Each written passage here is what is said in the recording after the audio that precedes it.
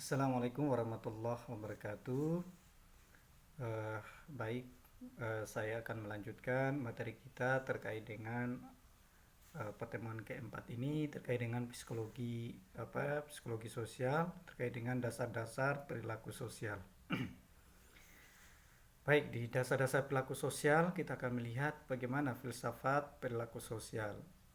Di filsafat perilaku sosial, di sini ada kaum stoik di mana dia ada pandangan dari kaum stoik, berpandangan pandang kaum stoik itu mengandung humanisme, yaitu suatu pandangan hidup yang menempatkan individu sebagai fokus utamanya.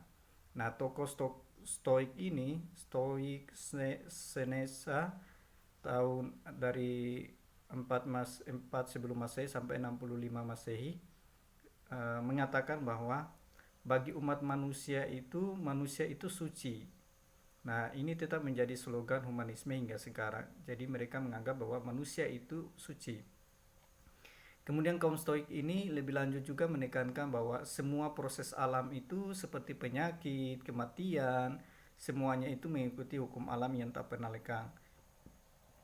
Jadi semua proses alam, misalnya penyakit dan kematian itu bagian dari yang mengikuti hukum alam kita. Jadi kita semua manusia tidak ada yang sehat selamanya.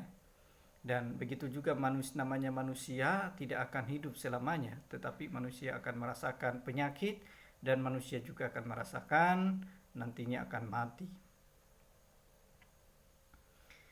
Karena itu menurut pandangan stois ini, karena itu manusia itu harus belajar belajar untuk menerima takdirnya. Tidak ada sesuatu yang terjadi secara kebetulan. Jadi tidak ada sesuatu yang terjadi secara kebetulan. Nah, menurut mereka manusia itu mengatakan bahwa manusia itu bagian dari dunia keteraturan yang alamiah dan rasional, sehingga mempunyai tanggung jawab satu dengan yang lain dan secara bersama-sama juga akan mengejar kebahagiaan. Jadi manusia itu bagian dari dunia keteraturan yang alamiah dan rasional, sehingga masing-masing mempunyai tanggung jawab satu dengan yang lain dan secara bersama-sama juga akan mengejar namanya kebahagiaan. Kemudian manusia juga akan bersifat kooperatif, etis, altruis, atau manusia itu bersifat altruis itu suka menolong, dan manusia dan juga penuh cinta kasih. Itu menurut pandangan Stoik.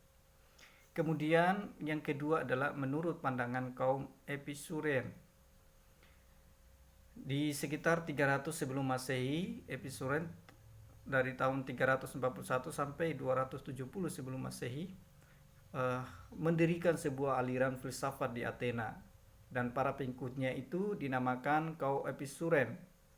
Dia mengembangkan terkait dengan etika kenikmatan Aristippus dan menggabungkannya dengan teori atom Demokritus. Aristippus itu merupakan murid dari Socrates, karena dia percaya bahwa tujuan hidup adalah untuk meraih kenikmatan indrawi yang setingginya.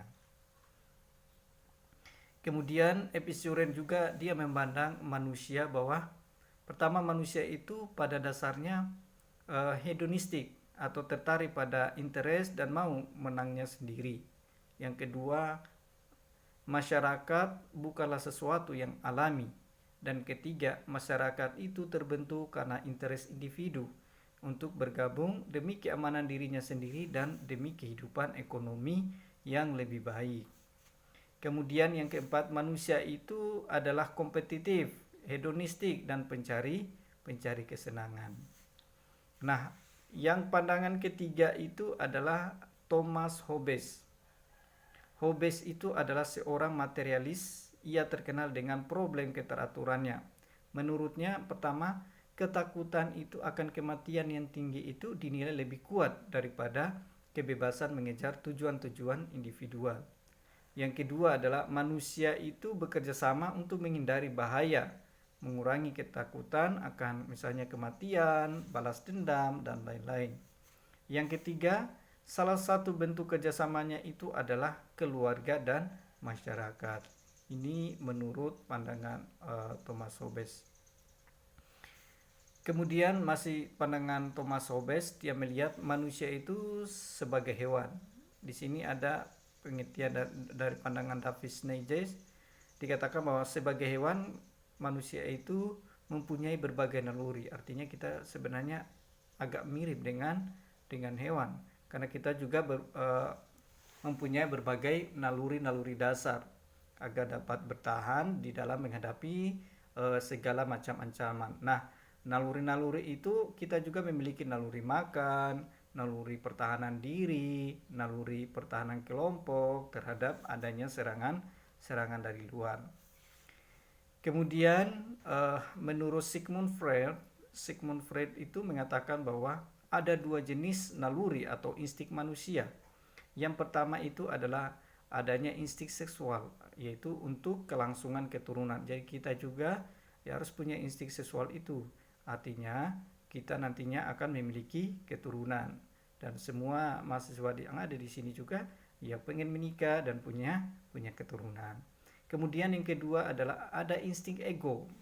Insting ego ini adalah untuk kelangsungan hidup. Misalnya kita juga akan merasakan lapar dan juga kita merasakan haus. Oleh karena itu untuk bertahan hidup maka kita akan berusaha mencari makan dan mencari air.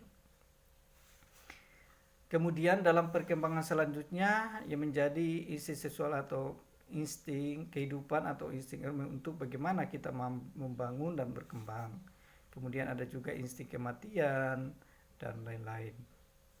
Kemudian yang kedua adalah manusia pencari keuntungan. Kalau tadi pertama manusia sebagai hewan, kemudian kedua adalah manusia pencari keuntungan. Nah, doktrin bahwa manusia itu mengejar kesenangan dan menghindari kesakitan disebut juga hedonis. Nah, doktrin ini menjadi dasar analisis psikologi. Misalnya ada Thibaut dan Kelly mengembangkan teori timbal balik. Teori ini menjelaskan bahwa adanya prinsip untuk untung rugi di dalam interaksi antar manusia. Kemudian yang ketiga adalah manusia sebagai salah satu unsur di dalam lingkungan fisika.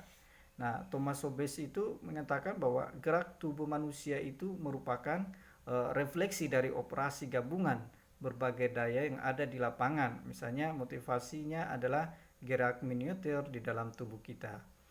Kemudian kalau menurut Kurt Lewin juga mengembangkan paham ini dengan mengemukakan teori lapangan. Dia melihat menurut pandangan Kurt Lewin, pertama manusia itu di dalam lingkungan yang konkret itu dia memiliki ruang kehidupan yang berisi dari manusia itu sendiri, manusia-manusia lain, dan lingkungan fisik lainnya. Yang kedua yaitu adanya daya masa kini yang menentukan perilaku, bukan masa lalu, apalagi masa kecil. Yang ketiga, segala sesuatu yang terdapat di dalam ruang kehidupan seseorang diwakili di dalam alam kesadaran atau lapangan psikolog orang tersebut. Kemudian yang keempat, dari saat ke saat setiap orang atau setiap saat bagian dari lapangan psikolog itu dapat mempunyai daya tarik atau daya tolak, terkadang kuat, terkadang lemah, terkadang biasa saja. Nah, menurut teori Kurt Lewin ini ada beberapa konflik-konflik yang terjadi sebagai akibat daya tarik yang kuat antara manusia. Misalnya ada teorinya terkait dengan konflik mendekat. Kemudian ada juga yang kedua konflik menjauh. Dan kemudian ada konflik untuk ya mendekat dan menjauh. Nah, ya untuk mengatasi konflik tersebut perlu dilakukan, sehingga untuk mengatasi konflik tersebut hanya perlu dilakukan yang namanya manajemen konflik.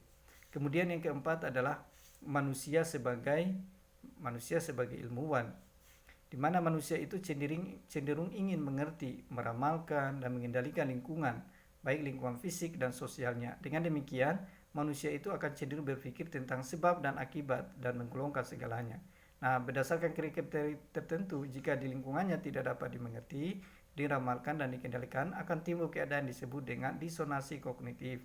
Nah, keadaan disonansi harus segera diatasi untuk menimbulkan keadaan konsonan kognitif. Pandangan inilah yang kemudian dikemukakan antara lain psikologi kognitif. Nah, psikologi kognitif inilah akan manusia itu akan cenderung ingin mengerti bagaimana lingkungan fisik dan sosialnya. Kemudian dengan psikologi kognitif juga manusia akan ingin mengontrol lingkungannya. Kemudian dengan psikologi kognitif juga manusia akan cenderung berpikir sebab akibat dan cenderung menggolong-golongkan segala sesuatu baik yang buruk, benar salah dan lain-lain. Baik, demikian untuk pertemuan yang keempat ini terkait dengan dasar-dasar psikologi sosial, dan tadi saya sudah sampaikan, semoga bermanfaat dan uh, dibaca ulang atau diputar ulang video ini, kemudian difahami apa isi dari materi ini. Demikian, assalamualaikum warahmatullahi wabarakatuh.